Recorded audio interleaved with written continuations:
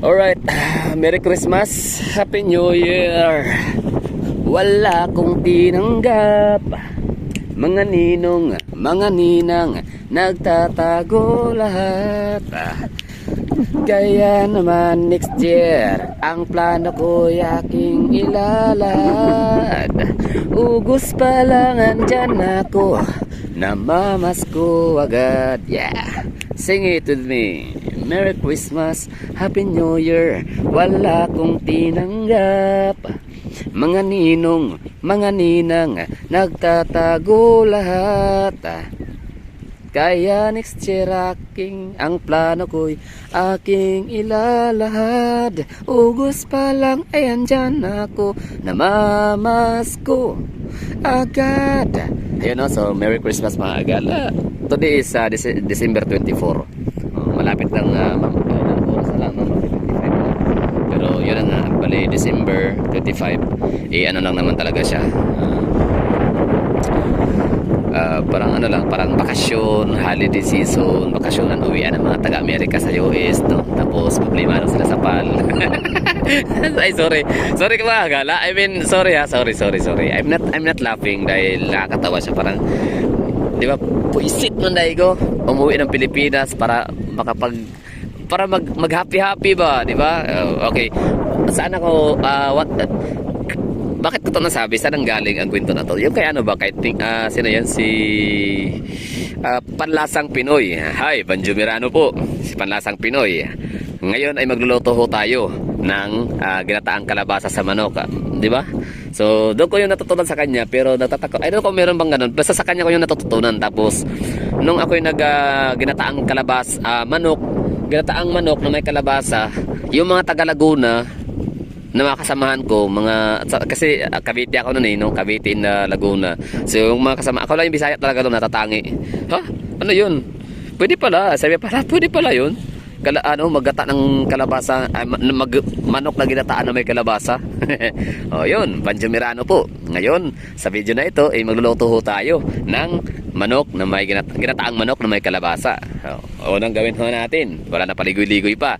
Kuha natin yung chopping board, didikdikin ang mga ganun, no? Kung ano pa ba i-slicein, hihiwain natin ng ganito lang kalaki para mas masarap, mas madaling nguyain pag may lalo mga batang kasama. O, takanyan nyo ng buto para puro laman yung iyong makain o nguya kaagad. So, Banjo Mirano po, thank you for watching. Yan pala si Banjo Mirano, hindi pala siya chef cook. Hindi pala siya chef, siya pala ay doktor, no? Sa US. Shout out Banjo Mirano. Hi po, kumusta ho sa inyo dyan, no? Idol po kita. Ibig ko sabihin na hindi ako talaga, basta sa lahat ng magkakapatid, ang sarap nilang magluto sa amin. Oo, ako lang talaga hindi. Kain lang talaga ang bag ko. Pero nung time talaga na mag-isa na lang, ganun talaga, no? You have to live your life alone. You have to learn how to live your life solo and alone, kasi doon talaga ang punta ng lahat, no? Magiging as we grow older. So natuto ako na magluto sa sarili. So maraming salamat sa YouTube kasi natutulungan tayo, may guide, no? So Banjo Mirano, yan lang. So for today's video pala nasa thumbnail and title na Skyline of Davao, pero 3 minutes na, pero yung pinag-uusapan natin hindi pa rin Skyline of Davao, pero we're facing Davao City na as we go, diba? Wala lang, ako lang happy mga hagala, diba? So napakanta ako na jingle bell, oh, diba? Merry Christmas, Happy New Year, nagtatago lahat, mga ninong, mga ninang, gano'n, no? Tapos yan na nga, so December 25 mga hagala, so uwian ng mga bakasyonan, diba? Bakasyonan, kahit hindi ka Katoliko Romano, kahit mga Muslim, marami ako nakikita na masaya sila kasi makakatanggap sila ng bonus sa mga amo nila, mga Kristiyano, makakatanggap sila ng mga bonuses nila from company na yan, syempre run by Christian owner, di ba? So masaya sila. Tapos hindi lang mga Muslim, pati mga Iglesia ni Cristo, mga Adventist, no, dati syempre hindi naman sila pwede makiselebrate ng makiselebrate ng Pasko, kaso pero dahil mayroong Christmas party, mayroong mga bonus, mga package, 'di ba? Yung mga gift package, mga ganun. So kailangan mag-join kasi kailangan ng ano ang percent. Pero minsan din naman meron talaga si Ate Jessica taga Samal. Alam niyo ba itong Island Garden City of Samal? Halos karamihan ng mga tao rito ay mga Iglesia ni Cristo. Oh, ewan ko kung gaano kadami ang porsyento ng population. 116 population, meron sila 116,000. So baka nasa mga I don't know kung 1/2 or 1/4. Kahit 1/4 malaking chunk na 'yon no ng tawag nito. Bilang no portion ng sa chart ng religion dito sa Samal. So napakadami. So Ate Jessica, shout out. So yun siya ay ano no talagang hindi ay sumasama pala siya pero talaga means hindi si ano pala si pangalan na ito, nakalimutan ko na yung driver namin eh. Talagang ayaw niya, ang galing talagang ano, iglesia hindi naman sa magaling ba? Parang nakahanga kasi talagang pinanindigan niya. Di ba hindi niya makuha yung ano, yung kanyang gift box. O basta hindi siya mag-attend kasi parte daw talaga siya ng Katoliko, ng Katoliko, no? Ayaw niya makisama kasi hindi nga daw talaga totoo ang Pasko, pinanganak ganyan, no? May mga debate pa nga sila minsan pero syempre wala ganyan ako, wala akong problema diyan, neutral ako diyan. I respect everybody no kahit nga walang relihiyon, okay lang yan. So yun ang ginawa naman syempre understood na yan. So ang company naman marunong din naman sila mag respeto ng mga paniniwala religion no. So respect begets respect. So binibigay ganun yun. Wag natin pilitin ang mga tao na wag natin gamitin no. Wag nating gamiting alas or wag natin gamitin yung bonus, yung gift packs no na yan no. Kung magbigay ka, 'di ba? Wag mo nang gamitin na kailangan pumunta. O kasi wala nga sa ano nila yan, wala sa religion, wala sa paniniwala, wala sa belief nila yan. Tapos pag hindi ka pumunta, wala di ko tumukuha ang gift packs. Ayaw nga kasi nga iba nga ang relihiyon, ganun 'yun, 'di ba? Iba nga relihiyon, bawal nga 'yun sa kanilang paniniwala, sa doktrina. Yun, binigay pa rin. Believe ako sa ano, so sanod ako sa mga Christian din na marunong din talaga umintindi sa mga ibang mga sikta no. Hindi nila yan tawag nito. Hindi nila belief yan. Wala yan sa doktrina nila kaya yan, respect begets respect. So yun, so masaya tayo. Buong humanity no, buong race dito sa Pilipinas ay talagang masaya pagka December 25 is coming dahil nga sa makatanggap ng bonuses. Sino bang ayaw nun? 'Di ba? Makatanggap ng 13-month pay, no? Tapos yung iba naman ay makatanggap ng mga gift packs. Ganun 'yun.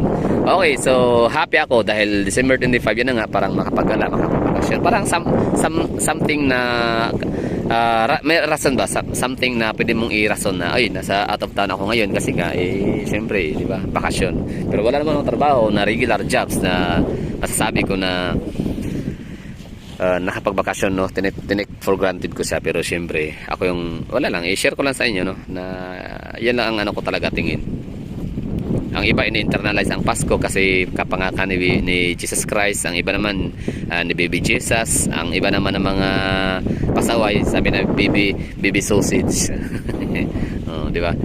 So, ganun yun. So, ako naman syempre bilang batang lumaki sa community ng Kristiyano at Muslim community talagang ano so grabe yung respect no, grabe yung harmonious living namin ng Muslim at mga Kristiyano. Minsan pag nag-aaway-away yung hindi ba nag-aaway ang Kristiyano parang perpurok ba hindi ba riot basta away lang. Tapos syempre ako tatanungin saan ka papapanig sa Muslim o sa amin dito na ano mga Bisaya, sa amin na mga ano mo kasimbahan. Wala, bala kayo dyan. wala papanigan. Siyempre, di ba, kaibigan ko yung mga Muslim. Diyan ako sa lugar namin, sa purok namin. Kami lang yung dalawa lang kaming bahay doon, pamilya na Kristiyano, di ba? So, kaibigan ko mga Muslim, kababata ko yun sila. Kasamahan ko silang lumaki, mag-aaral lahat-lahat, no? Tapos, bakit ako, walang papanigan. Mag-away ka dyan, may away ka dyan. Pahala kayo, patayan kayo all you want, di ba? So, yan lang. For today's video, ay Skyline. Happy ako. We're facing Skyline. Sir. Merry Christmas. Pag-iitin natin mga mangingisda. Ang daming mga nababalita recently no, na mga namatay sa laot. Naubusan ng hininga, ng hangin. Grabe. So kaya salot sa mga mangingisda dahil sa mga yan kung hindi yan sila magsisipag din no, wala na tayong mabibili mga mga isda. For technology, di ba? Parang China ganon no, na lahat na lang ginagawa sa hindi na organic, di ba? So swerte tayo sa Pilipinas kasi sa China hindi ko sinabing hindi organic ha, pero grabe ka high-tech ang China. Maging kulang lang ng isda, no? Ano nila, gagawa sa ng formula para makakreate ng isda. Basta galing ng China, nakahanga. Grabe yung technology. Para na silang daig pa nila yung AI, alternative intelligence, parang ganun.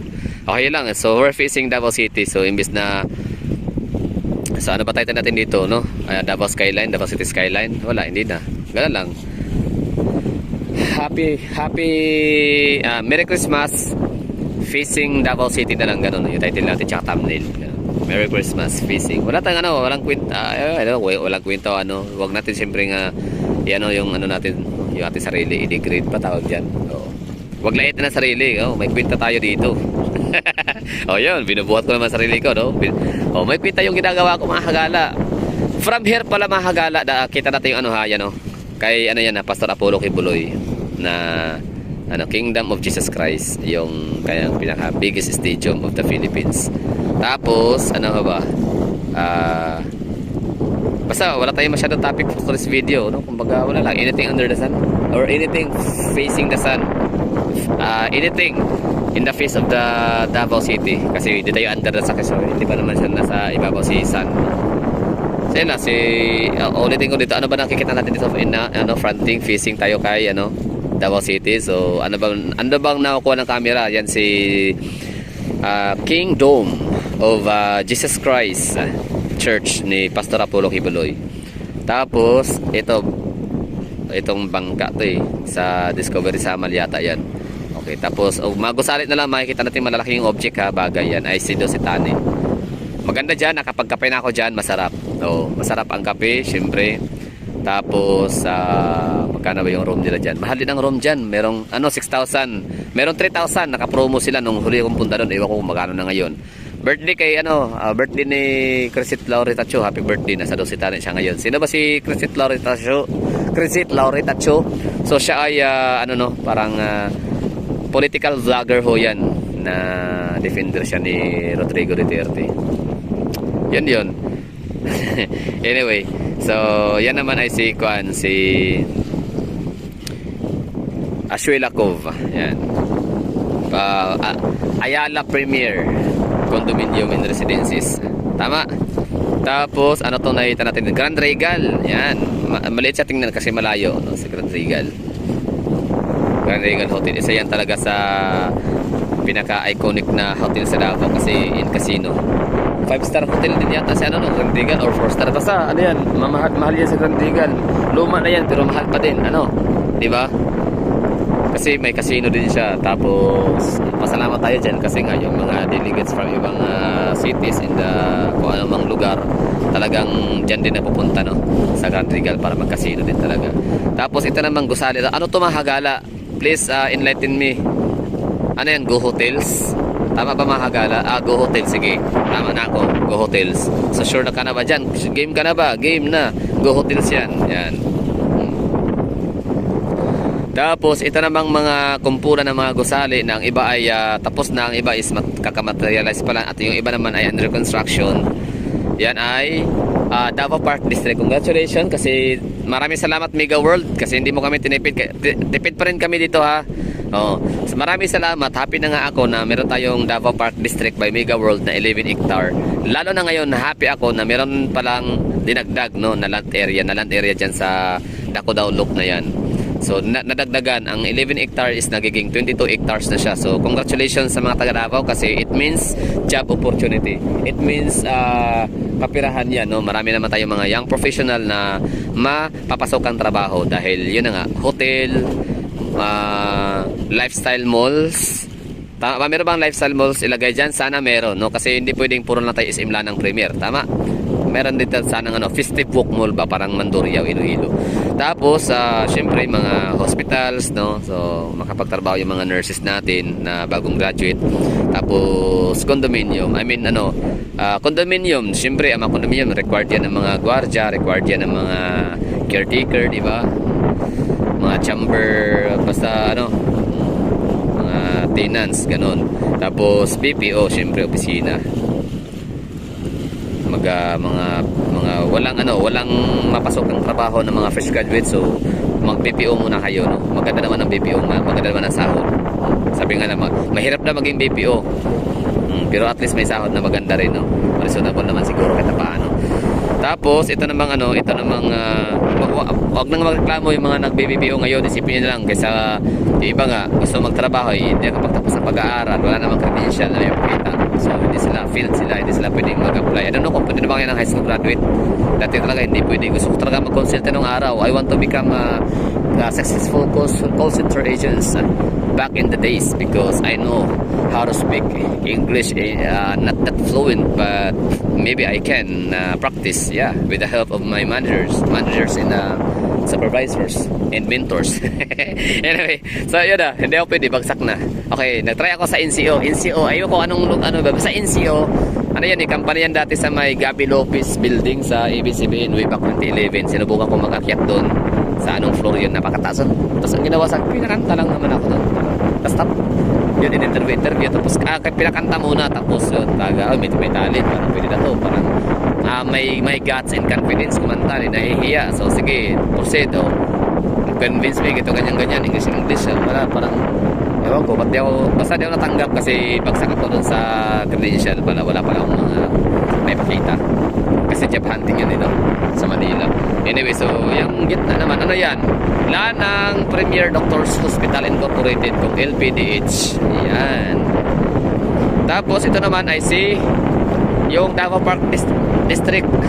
Ay, ito pala Lane Residences, no? Ay, hindi pala kita si Lane Residences ng SMDC kasi natatabunan siya ni Davao Park District, yung mga under construction na yan, may mga cranes. Wait lang. Yan yung mga cranes na yan. Hindi nakita. Tapos ito siya, Park District pa rin yan. Davao Park District by Bigaw Road. Tapos itong kulay puti na may kulay blue sa gilid, yan si Finance Center Building, Davao Finance Center. Okay, I don't know. Basta call center yan, tatlo yan. Basta may finance. I don't know kung tsaka mayroong center. Hindi ko lang magamit ng makonstruct yung tamang sentence. Davao Finance Center or finance.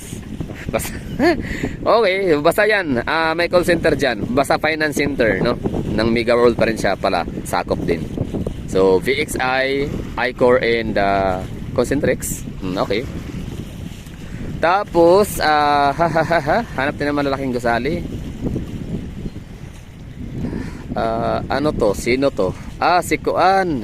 Wait lang ha. May maliit na gusali dito. I mean, maliit siya tingnan sa malayo, pero malaki yan. Sino ba to? Kasi lanang yan no? Lanang... Never mind. Wala, di na natin problemahin. Ito, si Landers. Kita ko. Yan under construction si Landers. Skeleton. Wait lang. Yan. Skeleton si Landers Superstore. Davao branch. First ever in Mindanao. Ang galing niya pala pag matapos na yan siya. Malaki pala ang niya, ang kanyang malaki second floor daw yan sabi, pero parang paano maging second floor? Parang ganoon naman talaga siguro ang SNR, Macro and Landers, no? Mga high roofing talaga yung mga yan na mga superstore. Parang bodega ang datingan ba? O parang warehouse style. Anyway, tapos ito, ano to? Ano tong nasa harap niya?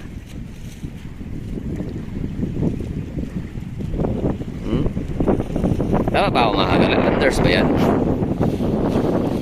Parang hindi naman siguro Landers, no? Sige, never mind. Move on tayo dyan, mahagala. So, dito tayo sa may, ito, mayroon ng gitna, Parang din siyang, ito, parang itong siya, parang siyang yan. Yung sa, Legazpi Oil sa may, sa Asa. Kaso, hindi naman siya Legazpi Oil kasi ang Legazpi Oil doon lang yun, Dito banda, diba, sa Asa. Okay, so Lanang Premier. Ito siya ay kasi kakabisa dawin natin mga hagala habang hindi pa tapos ang ibang mga gusali dyan, habang under construction pa sila, kasi the moment na matatapos na yan at andito tayo sa lugar ng Samar, tapos magtatanong sila kung anong mga gusali yan, at least makorek natin sila, diba?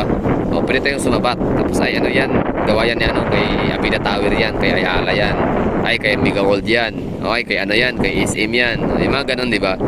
So ito siya ay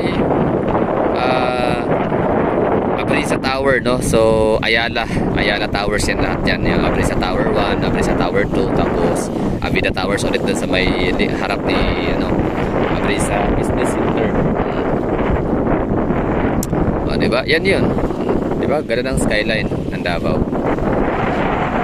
Tapos, ano pa ba? Mga pala, meron palang skyline si Cebu, no? Na meron ko nakitang post ba na skyline of Cebu, tapos nakikita niya from Davao, I mean from Bohol. Pwede pala yun, no? Malapit lang actually si Bohol, yun, ano, Cebu. Galing. Ang galing ng camera ng tao na na picture. Hindi yata kaya ng ano natin yun ng cellphone. Kasi minsan gawin natin yan habang nasa Bohol tayo. Picture natin yung skyline ng Cebu na nasa Bohol tayo.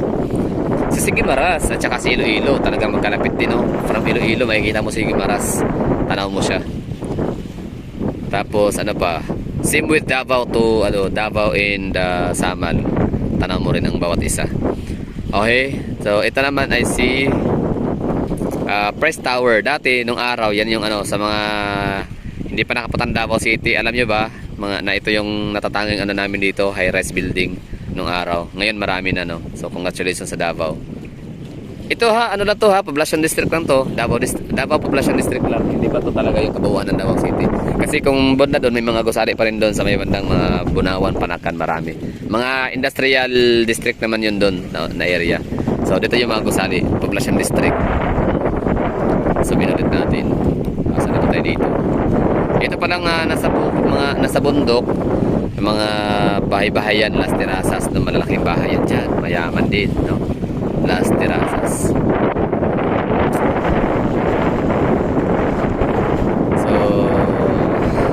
So, si Price Tower Business Park and Landco. Asan na yung Price Business Tower and Landco? Yan sila. Kung ano pa yung mga nasa harapan nila, no? Na nakakatalig. Tapos dito naman si Tulay, syempre, si Ramon Magsaysay, Santa Ana, Sigmin, Coastal Road Bridge, Bayobi ay Alticon. Tapos yung kulay blue, agaw Igsina, no? Sa ano na yan yung malapit sa may Gaisano Mall. Parte na yan ng ano, ng San Pedro College and San Pedro Hospital. Diba? Agaw attention din siya. Tapos ito naman si Miss Sierra, naman nagsusulo. Tapos yun, Chinatown na yan dyan, area. Tapos ito naman ay si, yan, pinakamataas na gusali, si tawag dyan, Vivaldi Residences. Yan, may aeroplano, AirAsia. AirAsia. So Vivaldi Residences, the tallest building in Mindanao Island, 36th floor, no, skyscraper, and the strongest and mightiest. Kaya niya i-withstand ang magnitude 9 point something na lindol pataas. Tapos ito naman si Marco Polo Hotel. Yan, syempre idol natin si Marco Polo. The most iconic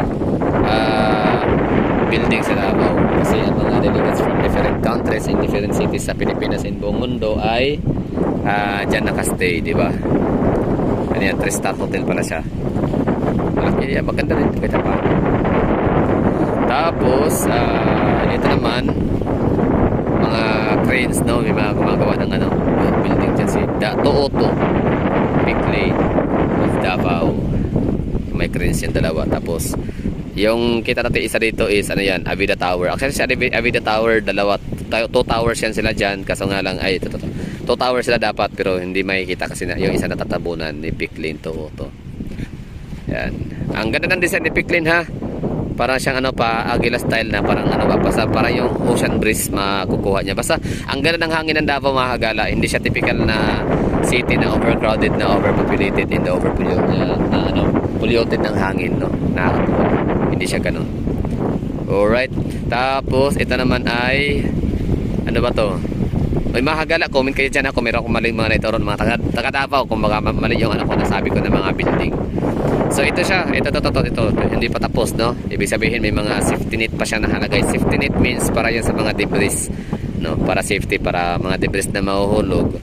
So masasagi ng ano, safety net, di ba? So walang mapapahamak na mga tao, residente sa gilid ng gusali na yan.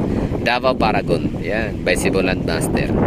Kasi ito naman ay VXI Central by Yo Oy pupuntahan. Basta may-ari ng ano, convenience store in Philcris. Philcris, oh, tama. May-ari sa Philcris yan eh. Okay, tapos may barko. Ano yan, kanyang barko yan. Tapos ito naman ay Verdon Park. Diba? Nakalungkot na si Verdon Park kasi giipain daw yung itong ano, gitnang building ni Verdon Park sa Belvedere. Gigipain daw. Sabi. So pwedeng fake news, pwedeng hoax, pwedeng hindi totoo. Kasi ang mga owner dyan, mga tenants ay pinalipat na sa bagong gawa yung safety. So, doon na pinalipat. Pinaabil na lang. So malaking ano yan, kalugi sa business ni Consonhe, no? Pera na naging bato pa. Kasi ganun yun eh. Kumbaga backfire. Ganun naman talaga yan eh. Pag hindi ukol, hindi bubukol. Parang ganun. So kung sadya nila na tipirin yung materialis kasi nagmamadali para pipira kaagad, ikita, eh kasalanan na nila yun, di ba? So Verdon Park, tapos Mount Apo. Pero siyempre yung tulay natin ha, maganda tingnan, no? I don't know kung maging iconic ba yan. Yun.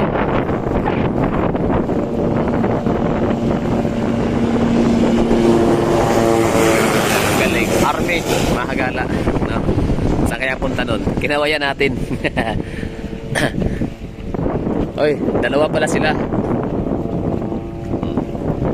Dalawa. So I don't know kung sino sakay nito, kung saan ang punta.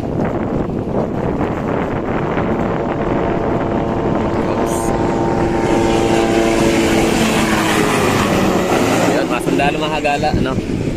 So sundalo, siyempre ano tayo, snapisalo tayo dyan. Yan, no? Mga sundalo.